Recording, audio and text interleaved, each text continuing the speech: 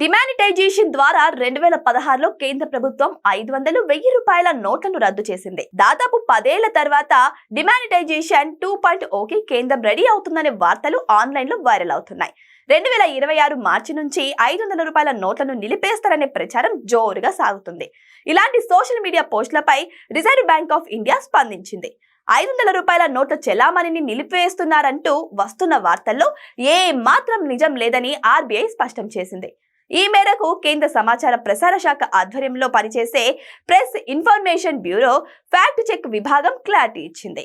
500 రూపాయల నోట్లను రద్దు చేయడంపై ఆర్బీఐ ఎలాంటి నిర్ణయం తీసుకోలేదని, ఈ కరెన్సీ నోట్లు యథావిధిగా చెల్లుబాటు అవుతాయని పీఐబీ స్పష్టం చేసింది. ప్రజలు ఇలాంటి అసత్య వార్తలు, తప్పుడు పోస్టులను నమ్మవద్దని కేంద్ర ప్రభుత్వం విజ్ఞప్తి చేసింది. 2016 నవంబర్లో డిమానిటైజేషన్ చేసిన తర్వాత 2000 రూపాయల నోట్లను తీసుకొచ్చారు.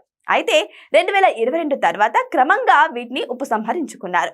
బ్యాంకుల ద్వారా 2000 నోట్లను వెనక్కి తీసుకున్న కేంద్ర ప్రభుత్వం ఈ నోట్ల చెలామణిని పూర్తిగా నిలిపివేసింది. ఈ మధ్య కాలంలో డిజిటల్ చెల్లింపులను ప్రోత్సహిస్తున్న కేంద్ర ప్రభుత్వం నగదు లావాదేవీలను తగ్గించాలని ప్రజలను కోరుతుంది. మరోవైపు కొన్ని రాజకీయ పార్టీలు 500 నోట్లను కూడా రద్దు చేయాలని పిలుపునిస్తున్నాయి. ఈ నేపథ్యంలో 2026 మార్చి నుంచి 500 నోట్లను రద్దు చేస్తున్నారని సోషల్ మీడియాలో పోస్టులు ప్రత్యక్షం కాగానే డిమానిటైజేషన్ 2.0కి వేలైందని పబ్లిక్ భావించింది. అయితే కరెన్సీ నోట్లను రద్దు చేయడం ద్వారా కాకుండా యూజర్ ఫ్రెండ్లీ ప్రాసెస్ తో ప్రజలను డిజిటల్ చెల్లింపుల వైపు మళ్లించడానికి కేంద్ర ప్రభుత్వం ప్రాధాన్యత ఇస్తున్నట్టు తెలుస్తోంది. అందుకే ఇప్పట్లో కరెన్సీ నోట్లను రద్దు చేసే అవకాశం లేదని చెప్పొచ్చు.